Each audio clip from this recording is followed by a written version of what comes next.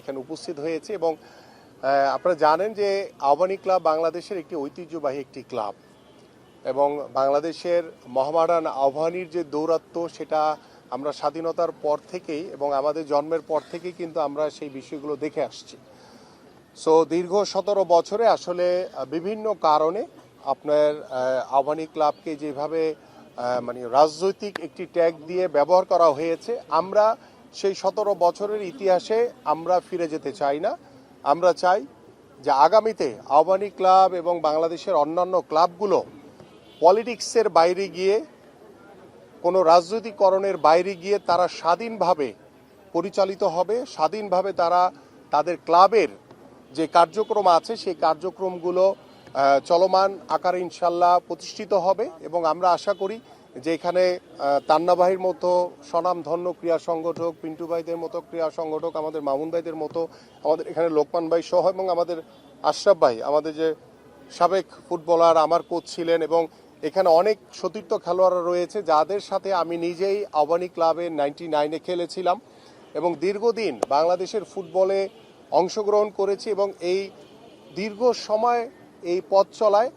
মহারান এবং আবাহনীর এবং বাংলাদেশের ফুটবলের যে ঐতিহ্য কিন্তু বাংলাদেশের মহামেডান এবং আবাহনীকে কেন্দ্র করে। তো সেই ঐতিহ্য যাতে কখনোই কোনো কারণে, রাজনৈতিক কারণে ভবিষ্যতে ব্যাহত না হয়, সেই বিষয়গুলো আমরা আজকে ইতিমধ্যে আমি আলোচনা করেছি এবং সেই আলোচনার ভিত্তিতে আমরা আশা করি যে বিগত সময় কি হয়েছে সেগুলো নিয়ে আমরা আলোচনা করব না, বাট আমরা সামনের দিকে এগিয়ে যেতে চাই যাতে সামনের দিকে আর কখনো কোনো ভুল না হয় এবং আবাহনী ক্লাব স্বাধীনভাবে পরিচালিত হবে এবং এখানে যারা অফিসিয়াল রয়েছেন তাদের মধ্য থেকে এই ক্লাব ম্যানেজমেন্ট নতুনভাবে সাজিয়ে কিভাবে বাংলাদেশের ফুটবল, ক্রিকেট, অন্যান্য যে ইভেন্টগুলোতে আবাহনী ক্লাব বিগত সময়ে অংশগ্রহণ করেছে সামনের দিকেও ঠিক একইভাবে তারা এগিয়ে যাবে এই প্রত্যাশা করি। এবং আমি ইতিমধ্যে আমাদের ক্লাব ম্যানেজমেন্টের যারা রয়েছেন তাদেরকে বলেছি যে আমার পক্ষ থেকে আমরা সর্বাত্মকভাবে আমাদের সহযোগিতা থাকবে, কারণ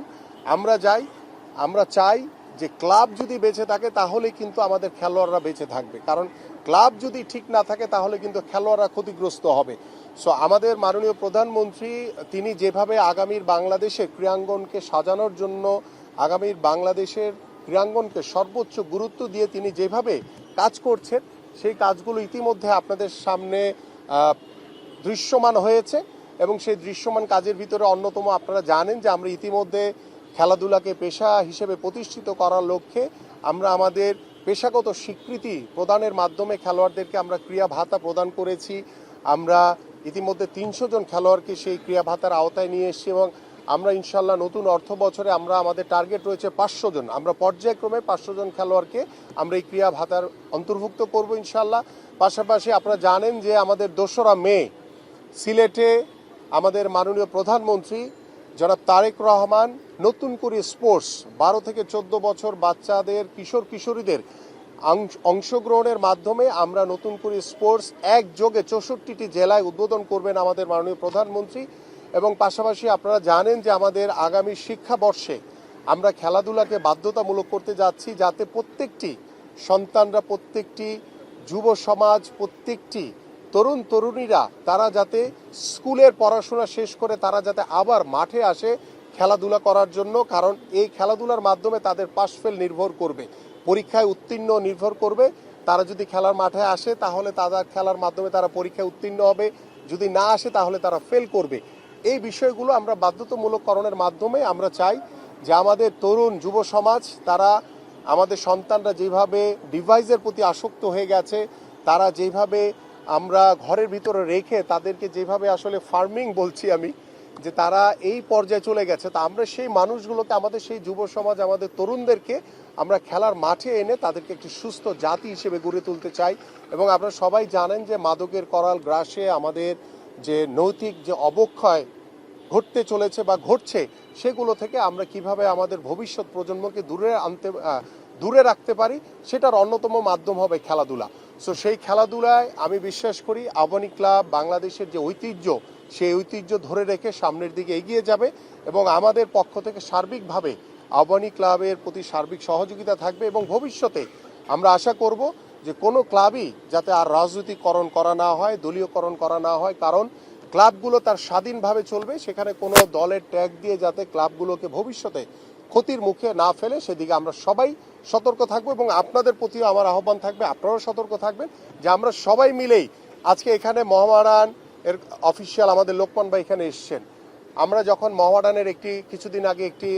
পরিচয় পর্ব হয়েছে, আপনারা দেখেছেন, সেখানে পিন্টু ভাইকে আমি দেখেছি এবং আমার কাছে খুবই ভালো লেগেছে যে আমরা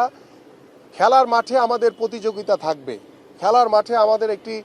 চার্মিং অবস্থা থাকবে যে কে জিতবে কে হারবে, কিন্তু খেলার বাইরে এসে আমরা যাতে সবাই আন্তরিক, আমরা ক্রীড়া সংগঠক, আমরা একজন ক্রীড়াবিদ হিসেবে নিজেদেরকে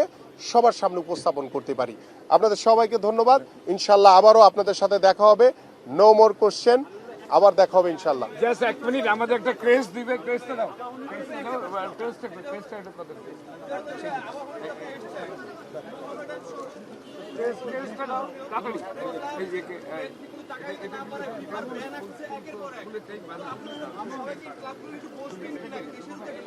আমি আজকে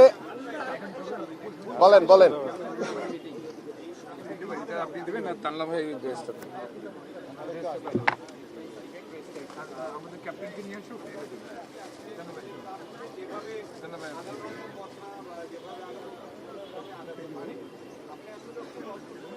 ক্যাপ্টেন আসো, এই বাবলু।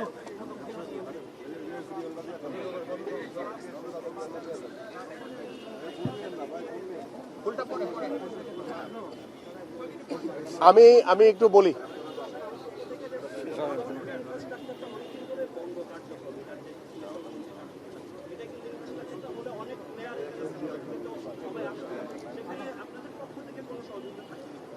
বলি, আমাদের যেটি মূল বিষয়, যেটি আমাদের তিনজন সাংবাদিক বন্ধু বলেছেন যে আমরা এই আহ্বানী ক্লাব সহ বিভিন্ন ক্লাবের যে কিছু বিষয় রয়েছে, যে আর্থিক মানে অসচ্ছলতার কারণে অনেকে খেলোয়াড়দেরকে পেমেন্ট করতে পারছে না, সেগুলো ইতিমধ্যে আমাদের নজরে এসছে। তো আমি আজকে যেহেতু আহ্বানী ক্লাব দিয়ে কথা বলা শুরু করেছি, আমি পর্যায়ক্রমে বাংলাদেশের যে টপ ক্লাবগুলো রয়েছে, মোহামেডান থেকে শুরু করে বসুন্ধরা, আরও অন্যান্য যে ক্লাবগুলো আছে, তারা যাতে মানসিকভাবে আবার উজ্জীবিত হয়, তারা যাতে খেলোয়াড়দের কাছে, খেলোয়াড়দের মাধ্যমে, তাদের সমন্বয়ের মাধ্যমে যাতে ক্লাবগুলো সুন্দরভাবে পরিচালিত হয়, সেই বিষয়গুলো নিয়ে আমার সার্বিকভাবে সহযোগিতা থাকবে ইনশাল্লাহ। এবং আমরা ইতিমধ্যে সরকারের পক্ষ থেকে ফেডারেশনগুলোকে স্বাবলম্বী করার জন্য আমরা কিন্তু ইতিমধ্যে ব্যাংক প্রতিষ্ঠানের সাথে বসেছি, আমরা কর্পোরেট হাউসের সাথে বসেছি, কিভাবে আমরা তাদের সহযোগিতা নিয়ে কিভাবে ফেডারেশনগুলোকে স্বাবলম্বী করতে পারি। পাশাপাশি আমাদের ক্লাবের যে নিজস্ব যে অ্যাসেটগুলো রয়েছে সেগুলোকে কাজে লাগিয়ে ক্লাবগুলো যাতে তারা স্বাবলম্বী হতে পারে, সে বিষয়ে আমাদের পরিকল্পনা রয়েছে। পাশাপাশি আহ্বানী ক্লাবের যে অবকাঠামোর যে বিষয়টা রয়েছে, ইতিমধ্যে আমাদের এখানে তান্না ভাই, পিন্টু ভাই সহ, আমাদের মামুন ভাই সহ যারা এখানে উপস্থিত আছেন, তাদেরকে বলেছি যে আহ্বানী ক্লাবকে আবার আগের স্বরূপে ফিরিয়ে আনার জন্য আপনারা সার্বিকভাবে কার্যক্রম শুরু করেন। আমি ইনশাল্লাহ আমার পক্ষ থেকে সার্বিকভাবে সকল সহযোগিতা ইনশাল্লাহ থাকবে, এটা আপনাদের সবার জন্য। বাট আমি একটি কথা বলবো, ভবিষ্যতে কোনো ক্লাব যাতে আর কোনো রাজনীতিকরণ করা না হয়, ক্লাবকে যাতে আবার দলীয়ভাবে কোনো ব্যবহার করা না হয়, এই বিষয়ে আমরা সবাই সতর্ক থাকব। এবং আমার সাংবাদিক ভাইদেরও আমি সার্বিক সহযোগিতা চাই ইনশাল্লাহ। Thank you.